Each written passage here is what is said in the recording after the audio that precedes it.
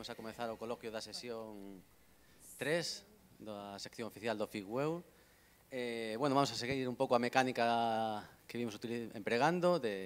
Primeiro preguntarei eu, plantexarei dúas ou tres cuestións a cada un deles para despois darvos o paso por se tedes calquer pregunta ou cousa que vos apeteza compartir con eles e con elas.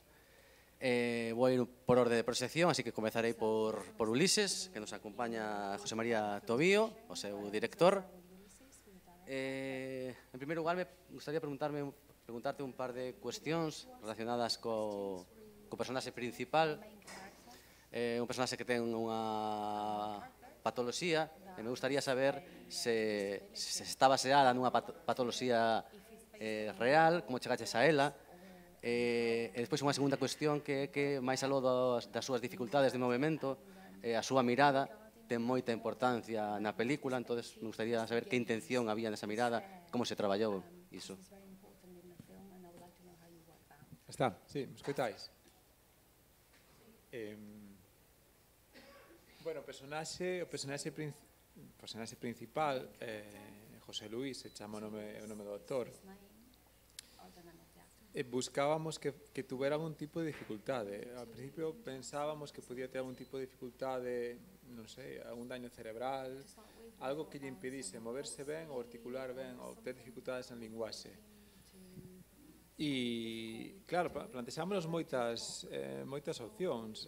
Inicialmente ese personaxe iba a protagonizalo Diego Nido polas súas capacidades que ten en teatro, que vimos moitas veces en teatro, para facer personaxes con este tipo de problemas.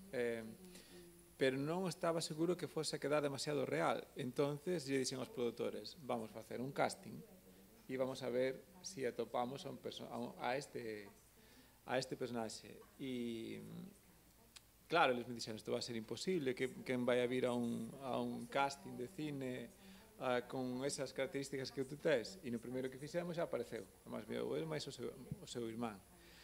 E cando vin, eu pois diante da cámara, pumba, xa dixen, este xa é o protagonista, xa non temos que buscar máis polo protagonista que está aquí. Entón, si, buscábamos que tuvera algún tipo de dificultade, que non se movera ben, que o corpo tivese algo, non? Tivese algo que naquela paisaxe, realmente estaba facendo casting pensando neste protagonista e esa paisaxe, que naquela paisaxe o viremos como desamparado. O sea, era o que buscaba. E a mirada... Vindo do teatro, e no teatro non se pode mirar aos ollos, entonces cando tens a cámara é unha maravilla, incluso te tens que frenar, porque a cámara podes mirar aos ollos, non? É o que non ten o teatro non ten os ollos dos actores, e unha vez que os teño, pois supoño que será eso, por tantas veces non querer mirar e non poder mirar no teatro aos ollos dos actores. É curioso porque eu tamén, cando estaba comenzando a ver a curta, tamén pensei para mí mesmo que o personaxe protagonista me encaixaba super ben con Diego Nido tamén, polo tipo de papéis que soía facer. Logo tamén me gustaría preguntarte, digamos, onde estaba o foco principal, o orixen da película? Se nunha persoa con dificultades, na incomunicación, nos coidados, no retrato desa paisaxe que tamén parece ser que pode estar na orixe de todo o proxecto, se nesa distopía que eu polo menos parece que leo cara ao final do film, onde está o orixen de todo iso? Supoño que cando fai unha peli hai moitas orixes, non? Falas de distopía. O cabalo de Turín tamén está aí, é dicir, Paula Quiroga, que é a dire de foto, me falaba de eso tamén, é dicir, eu tiña unha idea, pero a xente tamén vai contribuindo e dicindo cousas. Eu quería gravar ali, só tiña claro eso, que quería gravar ali e buscar a xente que me casara con esa paisaxe. Creo que a origen está na paisaxe, nese lugar que me parece super cinematográfico, que me parece agreste, que me parece ten beleza. Non sei, buscaba historias para contar ali. Vale, eu non coñecía o traballo dela, pero a verdade é que me parece unha fotografía increíble. A miña pregunta tamén iba a ir por aí agora, digamos, que me parece que ten especial relevancia dentro da fotografía como se retratan os exteriores, sobre todo eses fondos que están moitas veces como un pouco desenfocados, por lo menos para min ten todo como un halo un tanto pictórico, Entonces me gustaría que intención hubo aí e como se traballou sobre todo con eses fondos. Hai, bueno, aquí Pablo tamén podía falar moito, non? De como traballamos todo eso. Pero a intención, creo que varía, non? Temos diferentes intencións ao longo da película. No, cara ao final hai certa intención de retratar a paisaxe desde o punto de vista da arte bizantina, de algún xeito, non? E nos acompañou bastante ben a meteoroloxía, que ese día nos facilitou o sol e nos facilitou ter esas cores. E nos interiores, non? Temos a arte bizantina, que foi un, digamos, guía para nós nesas exteriores, e temos nos interiores a Rembrandt, non? Os claroscuros de Rembrandt, eses claroscuros das almas destes dos protagonistas.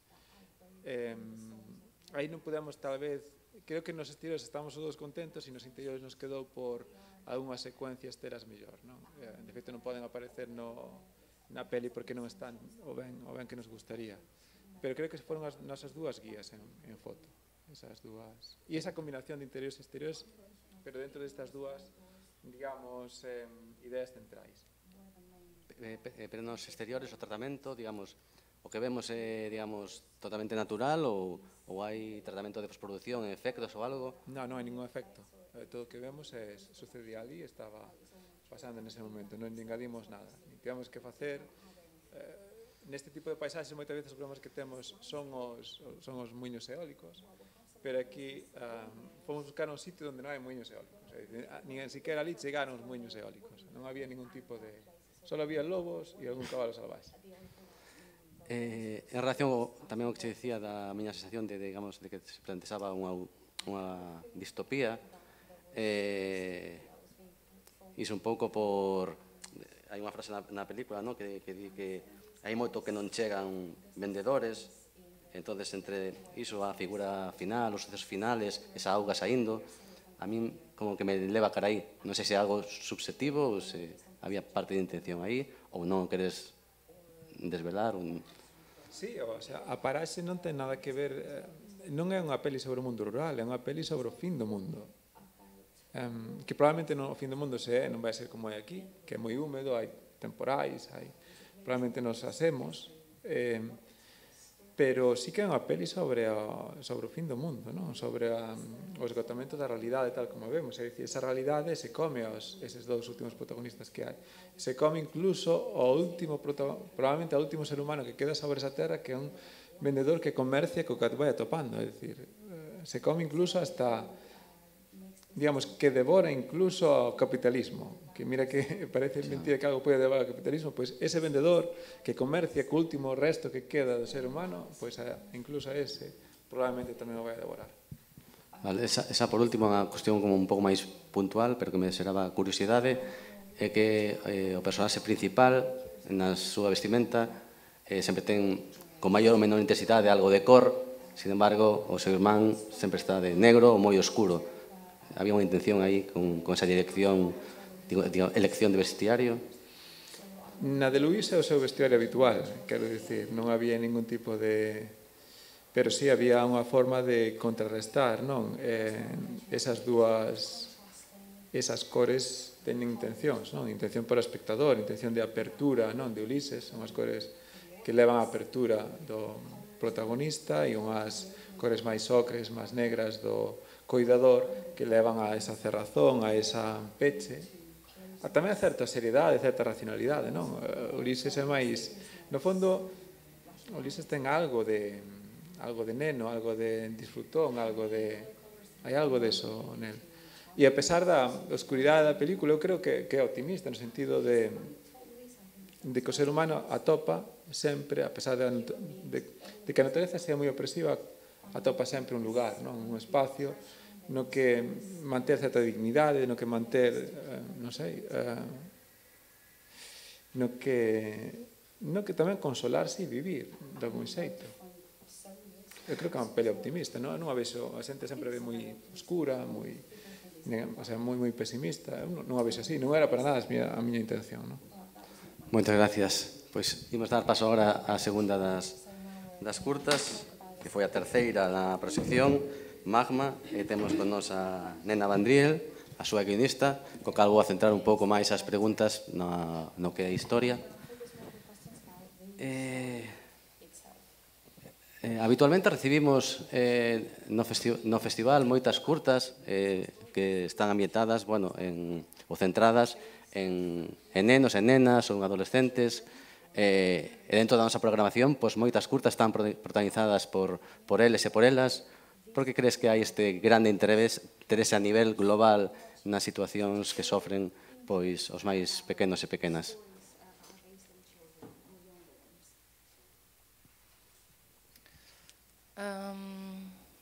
I think we can learn a lot about being a human being through the eyes of a kid. Yeah, I think, and also, yeah, I think that's the answer. Pois, bueno, realmente creo que podemos aprender moito a través da mirada dos rapaces, dos nenos, dos cativos. Creo que ver a través dos seus ollos permítenos aprender moitas cousas. Vale, a nena protagonista ten que afrontar unha difícil situación tras o accidente do seu pai. Digamos, por que agudizar o contexto de ter que afrontar esa situación cunha mudanza e cun cambio de colexio, a pesar de que, parece que a adaptación tampouco lle está sendo complicada, pero, como que agudiza a situación.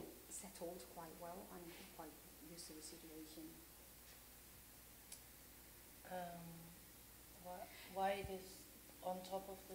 Yes, why adding the living places and taking schools on top of the hard situation of their father? Yeah, I think because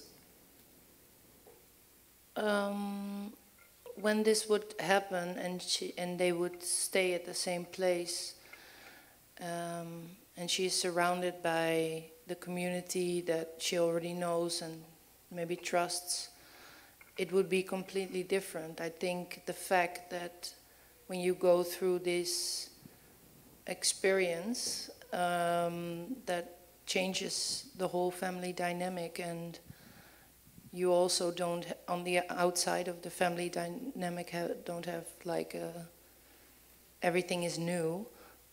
Where do you hold on to? So I think that was very relevant for our story. Bueno, creo que esto realmente está baseado así porque cando unha situación destas ocorre, pois non nos cambiamos, non somos os mesmos. Entón, o lugar onde estamos, a comunidade que nos rodea, esa comunidade que nos dá esa confianza, esa complicidade, pois sería totalmente diferente. Desta maneira, afrontase unha nova experiencia. E isto fai tamén que cambie a dinámica familiar. Todo o que está por fora, alrededor de nós, pois é totalmente novo. Entón, a cuestión é, con todos eses cambios, a que aferrarse, a que agarrarse. Vale. A película está filmada esencialmente en primeiros planos da rapaza. Non sei se cando estabas escribindo o guión te imaginabas ese tipo de filmación, se estiveches presente na rodase, que crees que aporta esa posta en escena a película? Yes, actually we already had that perspective, and actually the vision of the camera work already in mind while writing the script. So that actually really went hand in hand, the developing of how it would have to look and how we would be almost only focused on her and come in this almost very tight, long shots with her in this situation. Like, it's also a very intern conflict that she has, and it was actually very inspiring to work with the director and the camera man on that. Sorry. Realmente xa tiñamos esa perspectiva previamente. Era unha visión, a visión da cámara, ese traballo de cámara que xa tiñamos en mente mentres estaba escribindo o guión. Unha cousa e a outra iban da man, tanto as tomas da fotografía como o guión. Decidimos desenvolver este tipo de grabación para dar unha visión máis cercana. E o noso obxectivo era centrarnos nela. Queríamos que esas tomas fosen longas, que fosen intensas, e para que ela fose o centro. E desa maneira reflexase, amosase o conflicto interno que estaba experimentando. Para min foi realmente moi inspirador poder traballar de cerca este tipo de tomas coa directora e co responsable de fotografía. That was really impressive. Foi moi impresionante o que acaba de facer. Eu teño a sensación de que a cor vermella ten importancia na película porque prácticamente só aparece na vestimenta da rapaza, tanto no seu abrigo como sobre todo na escena final. Entonces, me gustaría preguntarte se iso xa estaba no guión ou se foi unha decisión pois de dirección ou do equipo de dirección de arte. Yes, also that was already in the script. Especially the red color in her clothes, and also in line with the lava lamp. Yeah.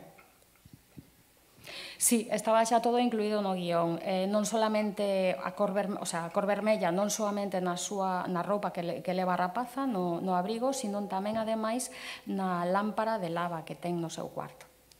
In that sense, it was a very tight collaboration with the director and how she envisioned the film already in the production design and the camera and even some sound things within the fight. They were already in the script.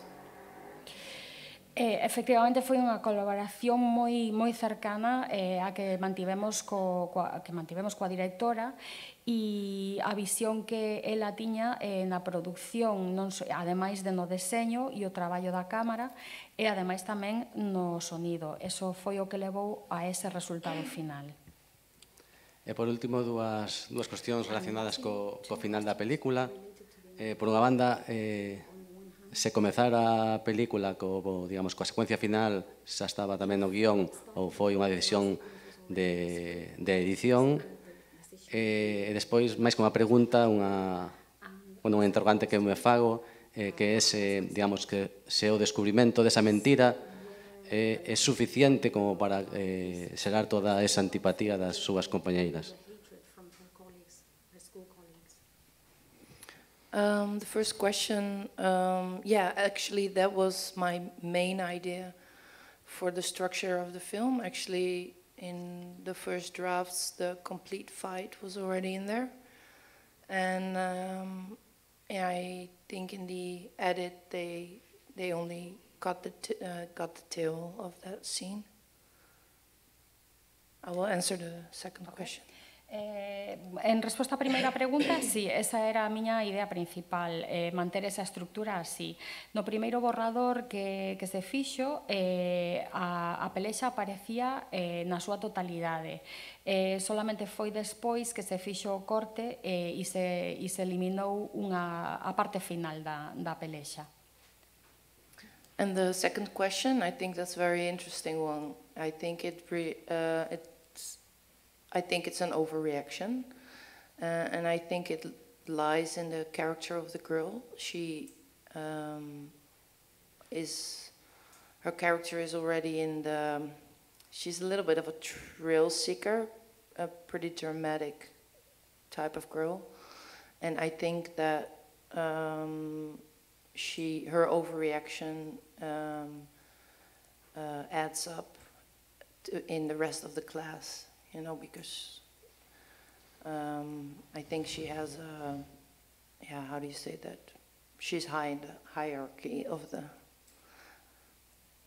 classmates. So, yeah. A segunda pregunta pareceme moi interesante. Opino que sí que reaccionou excesivamente, a súa reacción é excesiva. E creo que iso forma parte tamén do carácter da personalidade da rapaza. O seu carácter é buscar drama, buscar emoción e atención.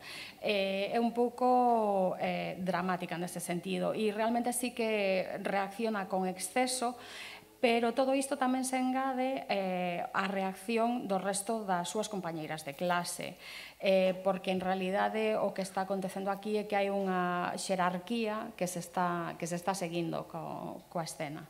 Maybe that's why she is lying in that sense in the first place, to impress or to shock this girl that shifts her attention really fast and that she wants to impress. Tal vez este sexa o motivo polo que ela conta esa mentira en primeiro lugar, porque quere impresionar as outras rapazas e tal vez por eso se produce ese cambio na súa actitude. Gracias.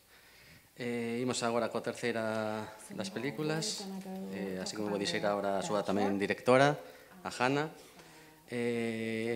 O comezo da película, que se presenta como un autorretrato, entendo que non ficcionado, te defines ou te presentas como unha persoa que sofre ansiedade espacial. Que nos poderías dicir acerca desta patoloxía? Máis aló do que xa explica o film.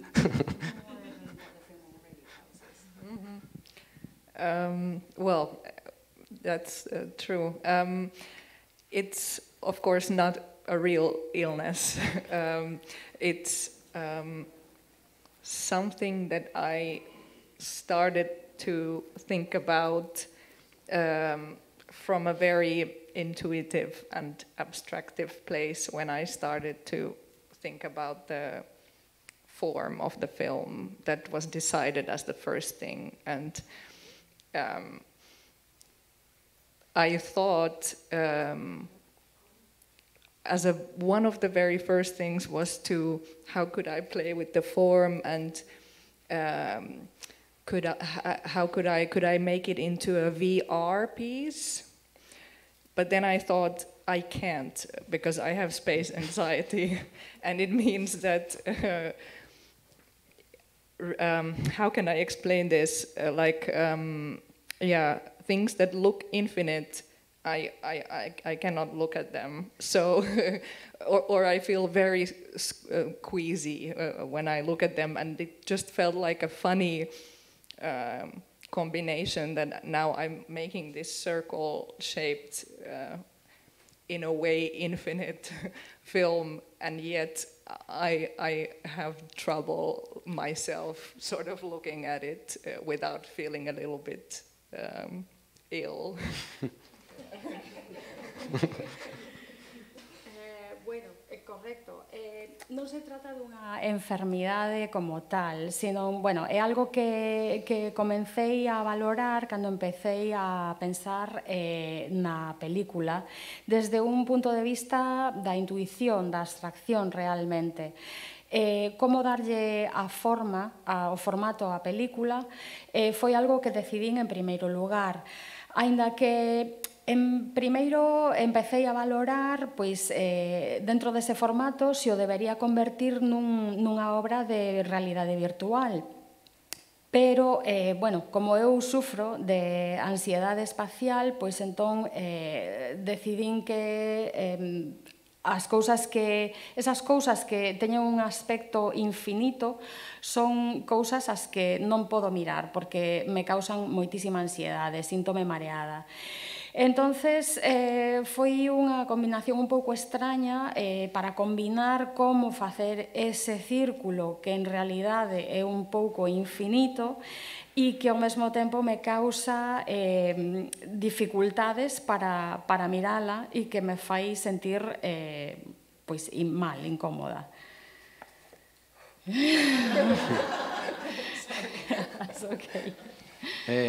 Debido á súa forma,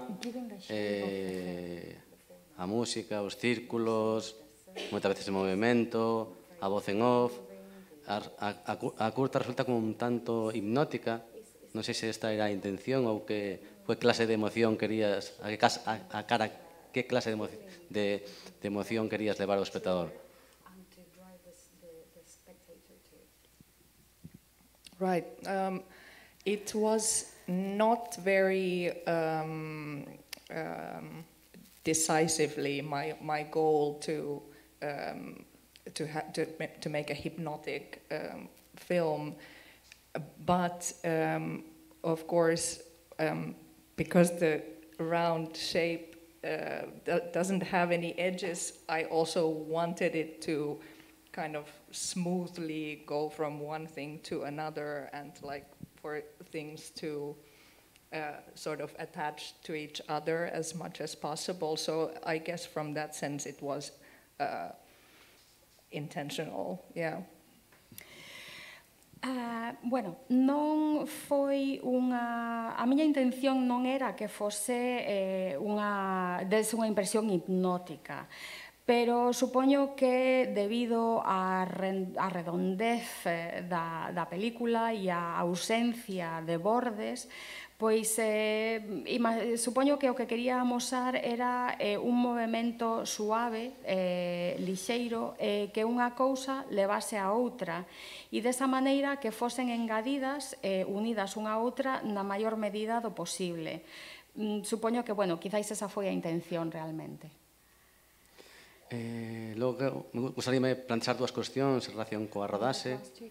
En primeiro lugar, imagino que foi un equipo pequeno, incluso cando estaba mirando a película, pensei para mí mesmo se estaría feita só por ti, ese autorretrato. Entonces, bueno, me gustaría saber como foi o proceso de realización e tamén canto tempo levou o proceso de creación, porque aparecen diferentes estacións, climatoloxías durante a película.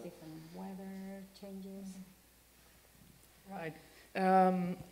So the first question, I will try to keep it separate. The first question is that for the most part, I was alone filming it, so it was a one-person crew. For some shots, I had a tiny little crew of, I think, maximum myself and 2 other people.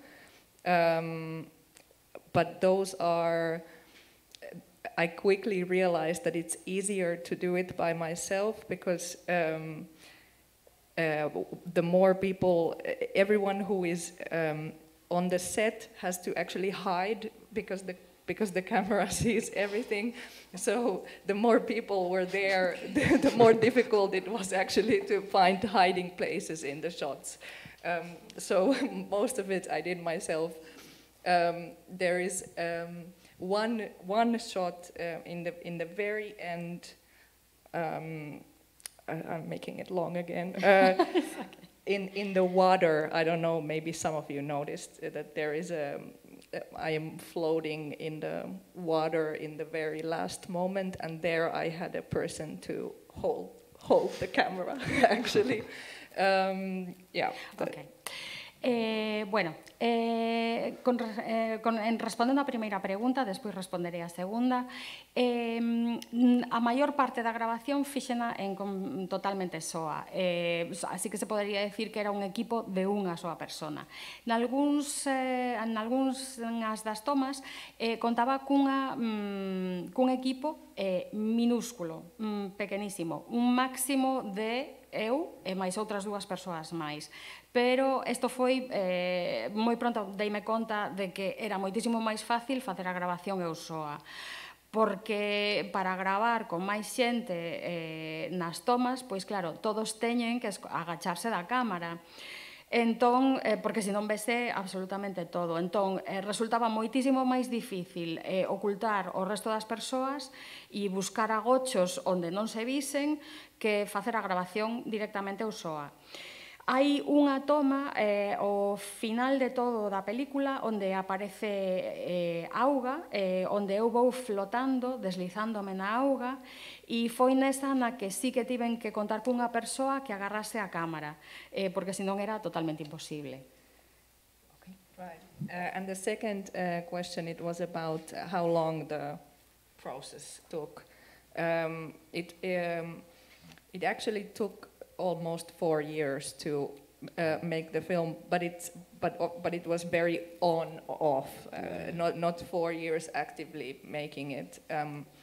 But I started to make it when I was in film school, studying filmmaking, but then the project was too difficult to do in that time, so I decided that I will keep it, I will finish it after I graduate. So that's what I did, and then I sort of had a couple of years after the film school time to shoot in the summer and to shoot in the winter and find a little bit of money to finish it and have someone do the animation and sound, so yeah.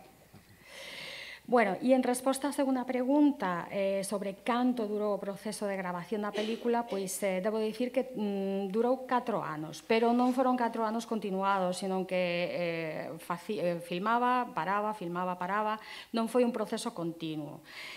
Comecei a gravar a película cando estaba estudiando cine na escola, na universidade, pero resultou ser un proxecto demasiado difícil para realizar, co cal tiven que esperar e para terminala unha vez xa me graduase.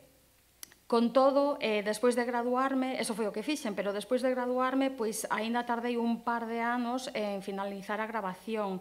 Por eso se pode ver que hai escenas de verán, de inverno, que diferentes estacións que se van alternando, e tamén me deu a oportunidade de conseguir fondos e tamén atopar alguén que fixese as animacións, que me botase unha man coas animacións e coa montaxe. Bueno, esa por último, antes de darvos a palabra. No film tamén te defines como unha persoa lenta que procrastina, pero non vaga, puntualizas. Entonces, como é compatible isto coa rodaxe dunha película tan caótica, tan apurada sempre, tan estresante, digamos? Quizáis esa necesidade túa fai que raíces este tipo de cine e que por aí vai a ir a túa obra?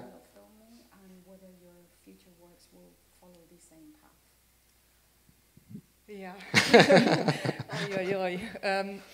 I think that's why it took 4 years because of the slowness, for sure. Yeah, I'm trying to embrace it and be like, well, maybe it's okay, you know, and maybe I can fight a little bit against this like rush that we have in the world, and then I get horrified, and then I'm like, oh my goodness, I'm 32, and how many years, how many films do I have left if I only have so and so many years? But then I also try to think that I better make then 2 good films than too many that are rushed.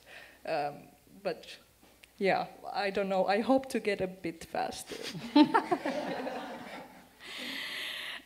Bueno, por que tardei 4 anos en gravar a película e esa lentitude que demostrei en facelo? Bueno, non o sei, estou intentando asumilo, aceptalo, tal vez se estea ben que sexa así este proceso, tal vez debería loitar contra el, non sei, contra esa velocidade que está hoxe invadindo o mundo enteiro.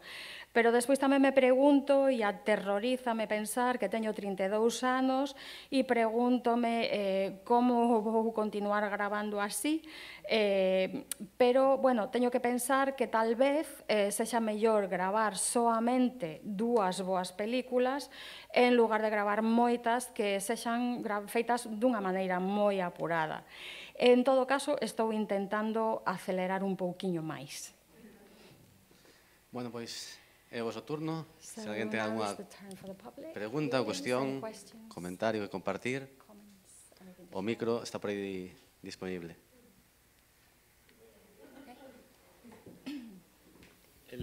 Para Hannah, que si el proceso, o sea, la película fue creada a partir de una técnica, entonces si todo el guión se hizo a partir de esa técnica y se creó primero el guión y después se buscó la imagen que llevara a cabo esa narrativa. Oh, thank you. It's a great question. I actually did not have this 360 technique in mind when I started to write the script. I only had decided on the shape of the circle. So I wrote a first version of the script, but it was only the voiceover and no images, nothing. It was only a text. It's not the same text that you hear in the film, because then I rewrote it many times in those years. But the first part of the film is very similar to that first text that I had, actually. And I decided on the 360 technique after I had the first version of the script. And after I had decided, it started to become involved in the text. So I started to write also the images and how it could go. Ok. Bueno, moitas gracias pola pregunta, é unha pregunta que me parece moi interesante. Teño que dicir que en principio non tiña a técnica dos 360 grados en mente cando empecé a pensar na película e a escribir o guión. Solamente tiña decidido que esa era a forma que quería que tivese. A primeira versión que fixen solamente incluía a voz, a narración. Non incluía ningunha imaxe, non tiña absolutamente ningunha imaxe, solamente incluía o texto. Ese mesmo texto que se escoita na película, pois é un texto que reescribín ao longo dos anos. Pero, bueno, a sensación do texto é moi similar á primeira versión. A técnica dos 360 grados é algo que engadín despois de escribir a primeira versión e foi despois de decidir que quería tamén que o texto encaixase con iso, con esa técnica. Okay. Alguna outra pregunta por aí? Sí, calidad atrás.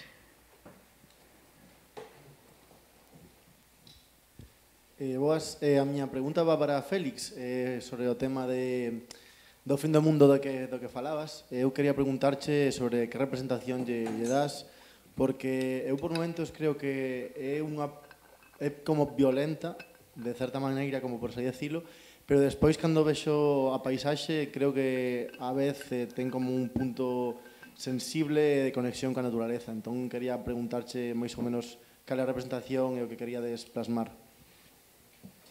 Dices na película, non? Sí, como falabas antes dese fin do mundo, quería preguntarche que visión é a que intentas plasmar na película. Se máis violenta ou máis calmada sobre o tema dos paisaxes e tal? Bueno, realmente non é fin do mundo. Eu estaba aí, como dicía meu avó, o mundo só acaba porque morre. O mundo sigue, esa natureza sigue. Estou falando da extinción do ser humano sobre a faz da Terra, non? Tampouco quería centralo demasiado nesto, pero sí que era unha idea que estaba aí. É dicir, estes dous protagonistas están aí nun mundo onde xa non hai máis seres humanos aparte deles, non? E como imagino eu, como se imagina na película? Dices, preguntaste tú. Me preguntas?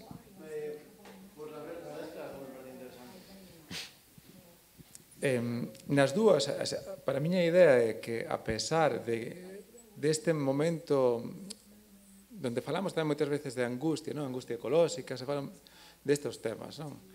Eu creo que, por exemplo, Ulises está capacitado para enfrontarse a esa situación, o protagonista, e seu irmán non está tanto. Porque, bueno, creo que as ferramentas, os mecanismos e as razóns xa se dan na película. Si nos enfrontamos hacia si a natureza non nos sobrepasa, non somos capaces xa de controlarla, non somos capaces de impoñer a nosa vontade sobre ela, podemos reaccionar como Elon Musk, buscando mundos máis alá deste, ou podemos tratar de buscar neste espacios que nos consolen e que nos, digamos, que nos restitúan a nosa relación ca natureza tamén. No fondo, Luís, o protagonista, guiónos hacia ese lugar, é dicir, ele nos dixo podemos volver a conectar ca natureza de outro xeito, podemos volver a escoitala de outro xeito.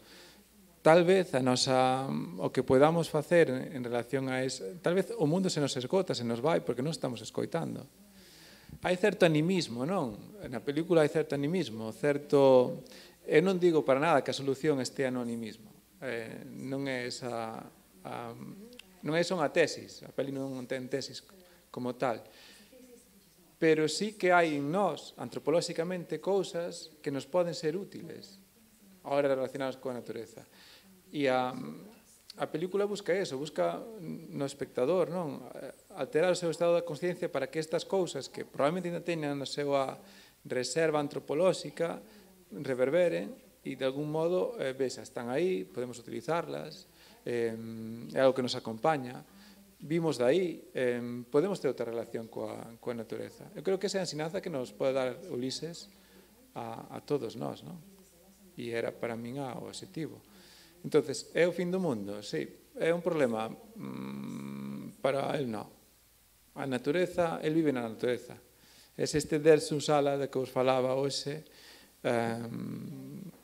que vive máis alá do seu propio corpo e dos seus límites físicos. Outra pregunta lá atrás.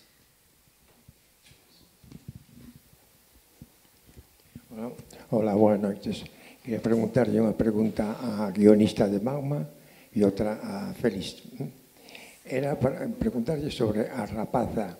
A rapaza, que edad tiña e como foi o casting para elixila entre os aspirantes?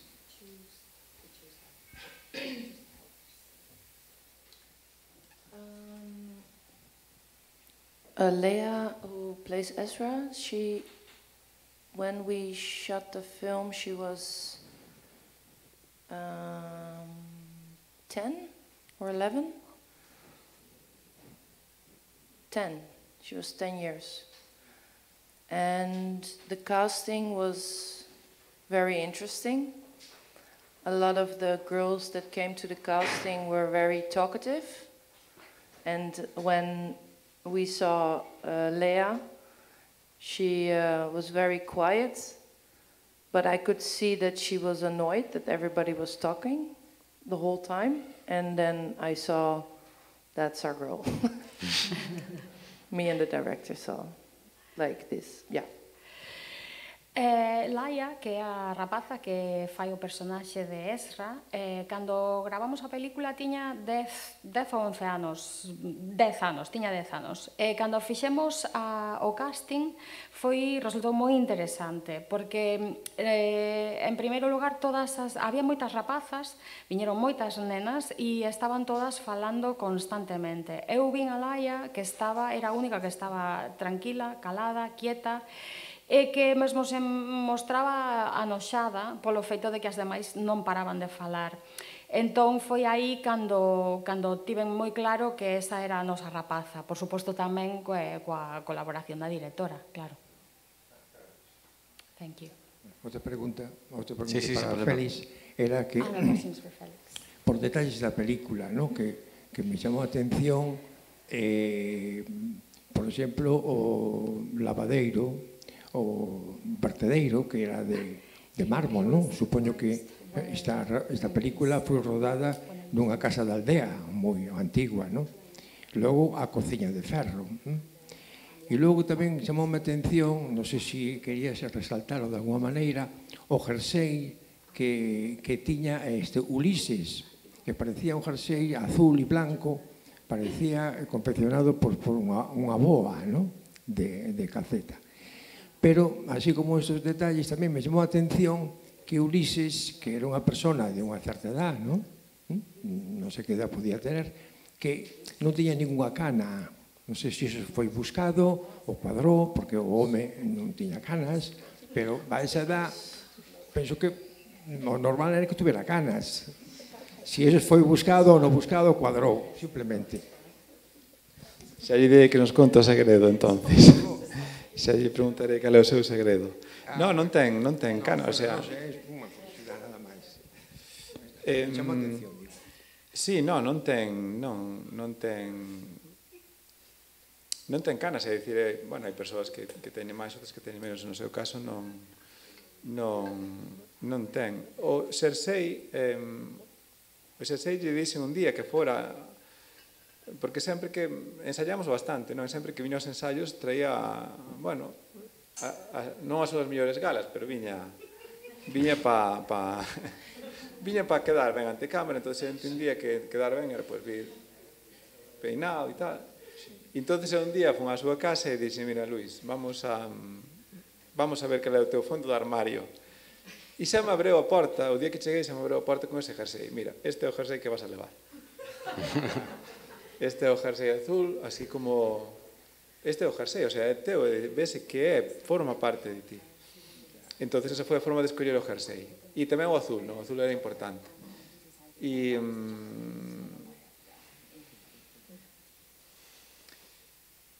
E outra, bueno, o seu aspecto, non solamente o pelo, sino as súas cellas, non? Todo isto, o único que lle dixemos, nos gustaba o pelo algo longo.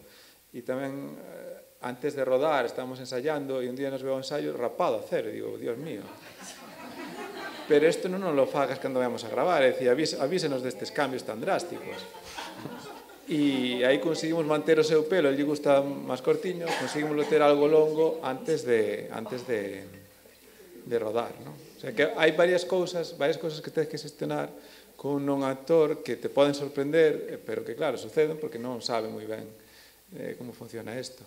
Pero sí, isto está... Todo demais non lle fixemos nada, é dicir, era a súa roupa e habitualmente como se move e como está diante da cámara. El non se recoñece, pero ele é así. É máis parlanchín, máis falador, máis... pero é tal como veis. Na súa forma de moverse, non tuvemos que dar ninguna indicación para que fixera nada máis. Vale, gracias. ¿Alguna outra pregunta? Hai un par delas por aí. Se vos parece, facemos esas dúas e concluímos, a non ser que alguén teña moitas ganas de facer outra. Bueno, boa noite. Eu para Ulises, para a película Ulises, pregunto sobre esa elección desa parte do corpo, o corazón, que aparece en dúas ocasións, supoño eu, non sei, que representa un pouco o latir da terra, o latir da vida, que se pode esgotar en algún momento, non sei, cal é a explicación. E logo, na rede do home que vende, me pareceu como restos humanos, non? Parecían restos de osos humanos, unha calavera, non sei se iso era así e que significado ten. Creo que era por ser pragmáticos, é dicir, necesitamos unha parte dun corpo humano e o corazón era o máis pragmático. Ademais, ten moitísimo simbolismo e a xente enseguida asocia todo o simbolismo, non? Pero era por ser pragmáticos, é dicir, necesitábamos o contacto de Ulises coa terra e digamos, narrativamente e visualmente o corazón era das partes máis fáciles de facer. E tamén porque é o que vai quedando, o vendedor é o que lle vai quedando, xa non queda moito máis. A rede, vaime recordar, estas son cousas que xa están olvidadas, a rede nos levou un montón, bueno, en particular me levou a mí un tempo facela, e non aproveitamos nada ben en rodaxe. Aí solamente había peixes, de feito o vendedor solo comercia con peixes que xa están secos por viaxar durante meses e meses por eses espacios xa deshabitados onde non atopa ninguén para vender, e tamén hai pedazos, claro, hai restos humanos no sentido que hai corazóns, pero os corazóns non teñen por que ser de persoas. Ese corazón que el vende cando chega a casa non ten por que ser dunha persoa, podía ser dun animal que encontrou. Eu en principio pensei un animal, pero logo nas últimas escenas me pareceu que miraba os osos dunha calavera. Entón digo, aquí restos humanos. Si era eso así ou sabes o que non. Non nos dou tempo a retratalo mellor, pero non. Vale. E para a película Cadrado Círculo, decir que o texto era, non sei, maravilloso. Entón, se nota que é moi pensado, moi meditado, moi como tú eres, se eres lenta, pois farás as cousas seguramente maravillosamente ben porque as revisarás e as repasarás. Entón, para ti era preguntarche, ademais de cineasta, bueno, está claro que escribiche o guión, pero hai algo máis? Eres escritora, vas a selo, pensaselo, máis no tema de un escritor, ademais de cineasta, non?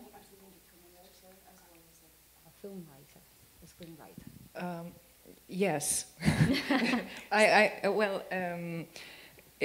I'm not yet, but I'm actually very interested in writing in all its forms, I guess. And right now I'm actually very interested into what to do with text without image, which was at first a crisis for a filmmaker, but then I decided that I don't have to just be a filmmaker.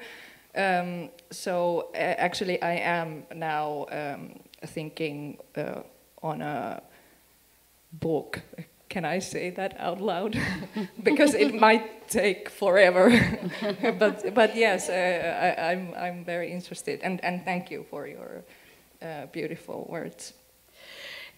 Sí, vamos a ver, é algo que aínda non son, pero que sí que estou moi interesada en escribir. A escritura en todas as súas formas. O texto é algo que me interesa moito e, en certa medida, decidir converterme nunha escritora pode realmente supoñer resultar ser unha crise para unha creadora de películas. Pero tamén decidín que, bueno, pues que tampouco teño por que ser facer películas únicamente. Entón, agora mesmo estou pensando en escribir un libro.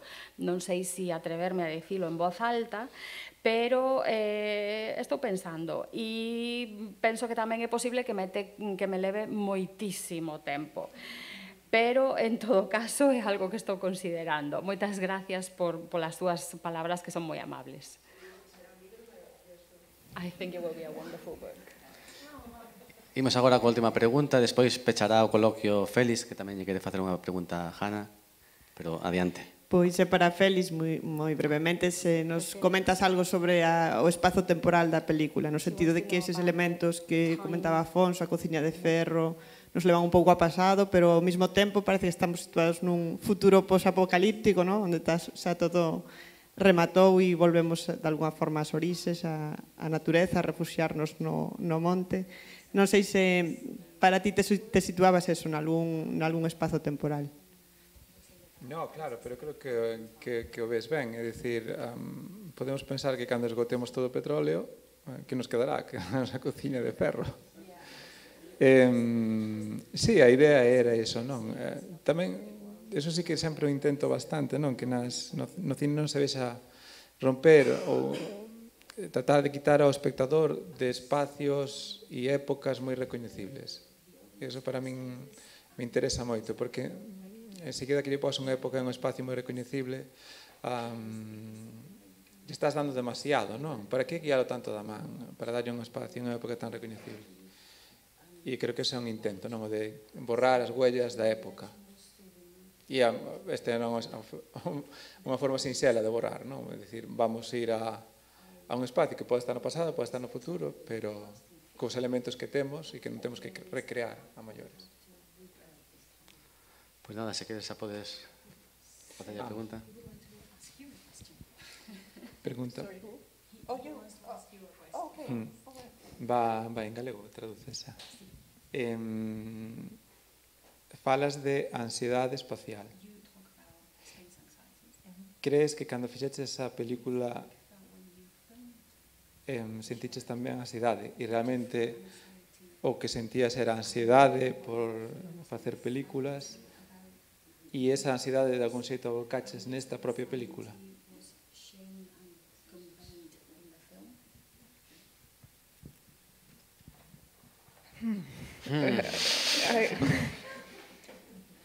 I could not answer that, but it's a very interesting question that I will go home with and think about it.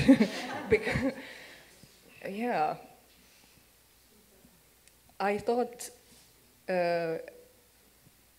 while making the film, the first anxiety that I was dealing with on a conscious level was the fact that I was, how can I say this? I was away from home, and I was thinking a lot about home, and I have home as in Finland, and I had a very big sort of contradiction inside me of like, because I felt that I don't belong in that place, and yet somehow I feel I don't belong anywhere else either, so that must be the place that I have to go to. And I didn't know what to do. I didn't know if I should go back or if I should stay away. I lived abroad. So I was, and why during that time I was making that film, so the anxiety that I was thinking about was the anxiety of the place. But I did not think it from your perspective, but maybe I will now. Thank you. Bueno, non vou responder a esta pregunta, aínda que me resulta realmente moi interesante. Creo que vou marchar para casa e vou reflexionar sobre isto e, bueno, posiblemente chegue a topar unha resposta.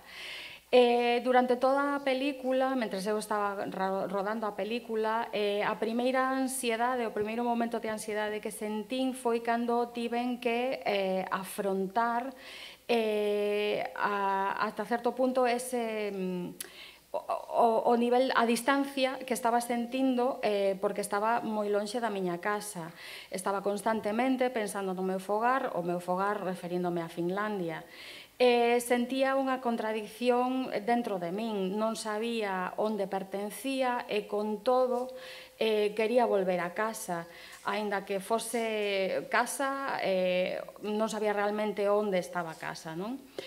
Entón, pois, bueno, realmente tiña que atopar un lugar onde ir e non sabía se tiña que volver ou se debía permanecer afastada.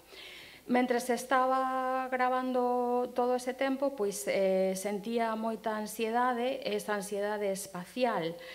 E penso que, bueno, agora vou valorar esta pregunta e vou nunca mirara a película desde esta perspectiva que me propós, pero vou na ter en conta a partir de agora.